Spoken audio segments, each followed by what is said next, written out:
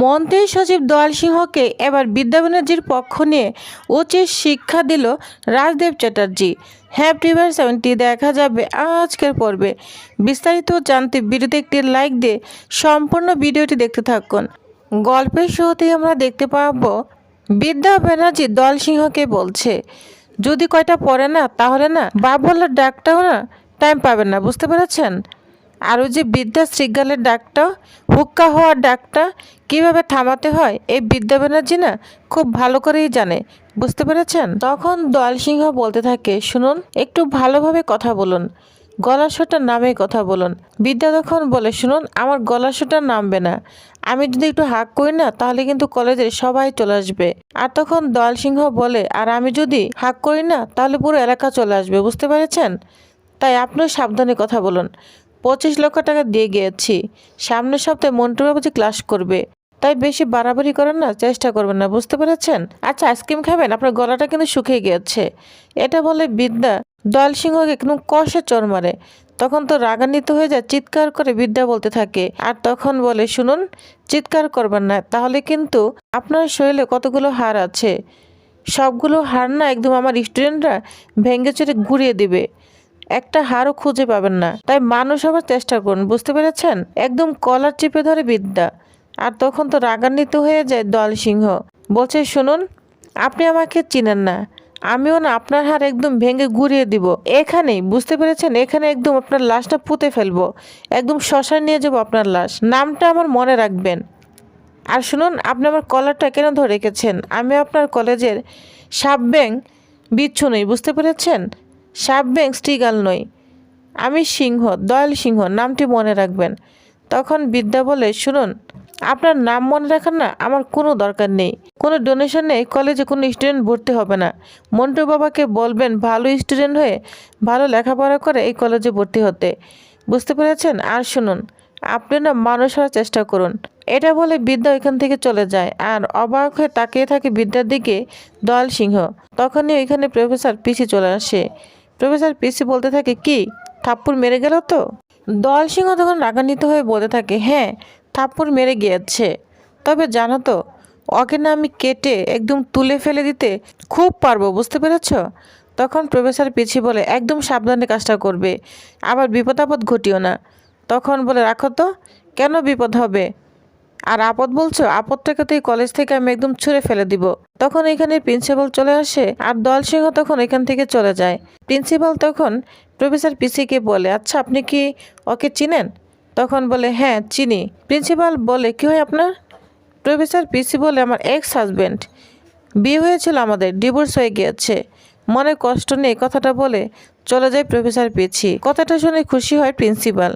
এদিকে বিদ্যা ব্যানার্জি তার ক্লাস করতে চলে এসেছে, কিন্তু ছাত্রছাত্রীরা তার ক্লাস বয়কট করেছে, কেউ তার ক্লাস করবে না। বিদ্যা ক্লাসে যেতে চাইলে তার ছাত্রছাত্রীরা তাকে ক্লাসে যেতে দেয় না, বলছে ম্যাম আপনি ক্লাসে যাবেন না। বিদ্যা তখন বলে, আমি ক্লাসে কেন যাব না? তার ছাত্রছাত্রীরা বলতে থাকে, আপনি আমাদের সঙ্গে প্রতারণা করেছেন, আপনার শ্বশুরমশাই আমাদের সাথে প্রতারণা করেছে, আপনার জন্য আমাদের হোস্টেল ভেঙে গুড়িয়ে দিয়েছে, জানেন আমরা কত কষ্টে জীবনযাপন করছি, আমাদের পোশাক চেঞ্জ করার জায়গাটুকু পর্যন্ত নেই, আমরা কলেজে এসে কলেজ স্টোরিতে এসে পোশাক পরিবর্তন করছি, কত দুর্বিষহ জীবন আমাদের যাচ্ছে আপনি জানেন? তখন বিদ্যা বলে, বিশ্বাস করো এর কিচ্ছু আমি জানতাম না। তখন ছাত্রছাত্রীরা বলে, আপনি সব জানতেন ম্যাম, সব জানতেন। এ বলে বিদ্যাকে কেউ মানছে না, কেউ ক্লাসে ঢুকতে দিচ্ছে না, সব ছাত্রছাত্রীরা বিদ্যাকে অপমান করে ওইখান থেকে চলে যায়। আর প্রফেসর বিবি তো কান্নায় ভেঙে পড়ে, বলছে তোমরা আমাকে একা করে চলে যেও না, তোমাদের জন্য আমি কি না করেছি, সব করেছি, তোমাদের জন্য আমার মা বাবাকে ছেড়েছি, আমার সংসার ছেড়েছি, আমার শ্বশুর মশাইকে ছেড়েছি, আর আমার স্বামীর সঙ্গে কোনো সম্পর্ক তৈরি হয়নি। এই বলে বিদ্যা খুব কান্না করতে থাকে। তখন এইখানে রিত চলে আসে। রিত এসে পিছন থেকে বিদ্যাকে ধরে, আর বিদ্যা তো রিতকে দেখে অবাক হয়ে যায়, আরো কান্না করতে থাকে। বিদ্যা তখন রিতকে বলে, জানেন তো সব চলে গিয়েছে, আমাকে ভুল বুঝে সবাই চলে গিয়েছে, কেউ বিশ্বাস করে না। রিত তখন বলে, যার জন্য তুমি সব ছেড়েছ, ওরা তোমার সঙ্গে এমন করতে পারলো? বিদ্যা ব্যানার্জি তখন বলে, হ্যাঁ পেরেছে। অবিশ্বাস তৈরি করেছে। কে তৈরি করেছে জানেন? আপনার বাবা রাজদেব চ্যাটার্জি। জানেন তো, আমি না এসব আর মেনে নিতে পারছি না। আমার ছাত্রছাত্রীরা আমার সঙ্গে এমন ব্যবহার করলো, আমি আর পারছি না। এটা বলে বিদ্যা ব্যানার্জি রাজনীতির বুকে মাথা রেখে কান্নায় ভেঙে পড়ে। রাজদীপ তখন বলে, শোনো, আমি তোমাকে কথা দিচ্ছি, তোমার স্টুডেন্টদের মাথার উপর ছাদ থাকবে। আমি কথা দিচ্ছি, তোমার স্বামী হয়ে আমি কথা দিচ্ছি, এসো আমার সঙ্গে। তখন রাজদীপ বিদ্যাকে হাত ধরে নিয়ে যায় স্টুডেন্টদের কাছে আর বলে, শোনো, আমি তোমাদের সবার সামনে কথা দিচ্ছি, তোমাদের মাথার উপর ছাদ হবে। আমি কথা দিচ্ছি, তোমাদের ম্যাডামের স্বামী হয়ে আমি কথা দিচ্ছি। বিদ্যা তখন বলে, আপনি কি কথা দিচ্ছেন? আপনি রাখতে পারবেন? তখন বলে, আমি যখন কথা দিচ্ছি সবার সামনে, অবশ্যই আমি পারবো। তুমি এসো আমার সাথে। বিদ্যা তখন বলে, আপনি আমাকে কোথায় নিয়ে যাচ্ছেন? রাজদীপ তখন বলে, শোনো, তুমি যেমন আমার বাড়িতে থেকে বোর কর্তব্য পালন করবে, তেমনি তুমি তোমার স্টুডেন্টদের হয়েও কাজ করবে। আগে তোমাকে সম্পর্কগুলো জোড়া করতে হবে। তুমি কিন্তু এক এক করে সবার কাছ থেকে দূরে সরে যাচ্ছ। কেউ তোমার পাশে নেই, বুঝতে পেরেছ? আগে তোমাকে সম্পর্কগুলো জোড়া করতে হবে, তারপর তুমি ওদের হয়ে কাজ করতে পারবে। নচেত বিদ্যা, তুমি কিন্তু কিছুই করতে পারবে না, একদম একা। এটা বলে রাজদীপ বিদ্যাকে ওইখান থেকে নিয়ে চলে যায়। এদিকে দয়াল সিংহ ফোন দিয়েছে রাজদীপ চ্যাটার্জিকে। রাজদীপ চ্যাটার্জি বলে, বলুন কাজের কত দূর হয়েছে? দয়াল সিংহ বলে, হয়নি, আমাকে থাপ্পড় মেরেছে প্রফেসর বিদ্যা ব্যানার্জি। ওর হাত নামি ভেঙে ঘুরিয়ে দিব, ওর রাস্তায় মান সম্মান এবং ধূলিসাৎ করে দিব। আরো অপমানজনক কথা বলতে থাকে। তখন রাজদীপ চ্যাটার্জি চিৎকার করে ওঠে, বলছে, মুখ ঠিক করে কথা বলুন। আমি কলেজে মোটা অঙ্কের টাকা ডোনেশন নিই ব্যবসার জন্য, বড় বড় একাডেমির জন্য আমি স্বপ্ন দেখি, আর সেটা হচ্ছে শিক্ষার মাধ্যম থেকে আসে। এই বলে এটা নয় যে আপনি কোনো মেয়ে মানুষকে অপমানজনক কথা বলবেন, এটা কিন্তু আমি মেনে নিব না, বুঝতে পেরেছেন? তখন দয়াল সিংহ বলে, বুঝতে পেরেছি, পুত্রবধূ বলে গায়ে লাগলো, তাই না? তবে হ্যাঁ, আপনার পুত্রবধূকে ঘরের মধ্যে রাখুন, বাইরে পাঠাবেন না, তাহলে কিন্তু ফল ভালো হবে না। তখনই বিদ্যা এখানে চলে আসে। বিদ্যা এসে ফোনটা নিয়ে নেয়। বিদ্যা বলতে থাকে, শুনুন দয়াল সিংহ, বাঘ এবং সিংহের গর্জন থেকে শেয়ালের হুক্কা হওয়ার গর্জন যে একটু তফাৎ রয়েছে, সেটা বোধ আপনি গুলিয়ে ফেলেছেন।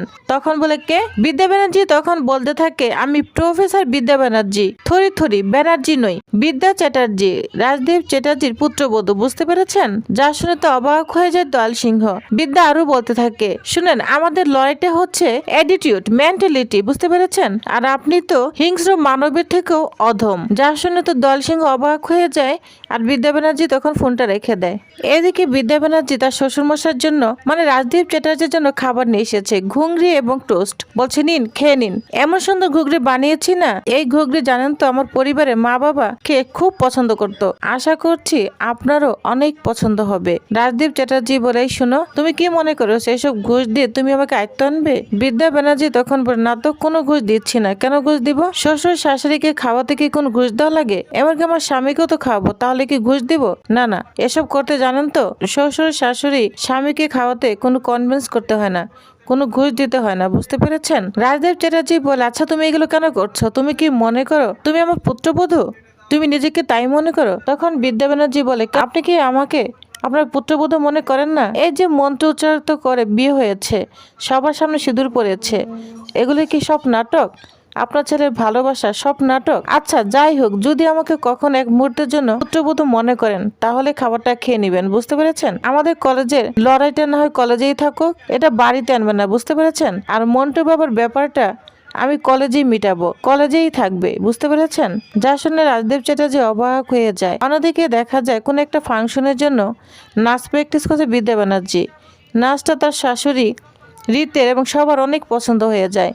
রীতের মা বলে, বিদ্যা, এবারের ফাংশনে নাচটাই তুমি নাচবে, সাথে রীত, বাবা তুইও নাচবি, ঠিক আছে? আর এদিকে রাজদেব চ্যাটার্জি বলে, এই শুনো, আমি কিন্তু একবার কলেজ ফাংশনে শ্যামা নৃত্য করেছিলাম। যা শুনে সবাই হাসতে থাকে। তো টিউবার্স, তাহলে আপনাদের কি মনে হয় এইভাবে রাজদেব চ্যাটার্জি কি তার পুত্রবধূ মানে বিদ্যা ব্যানার্জির প্রতি আস্তে আস্তে দুর্বল হয়ে পড়বে, মেনে নিবে পুত্রবধূকে? তো কি হতে চলেছে নেক্সট আপডেটে জানতে অবশ্য আমার সাথেই থাকুন। ধন্যবাদ।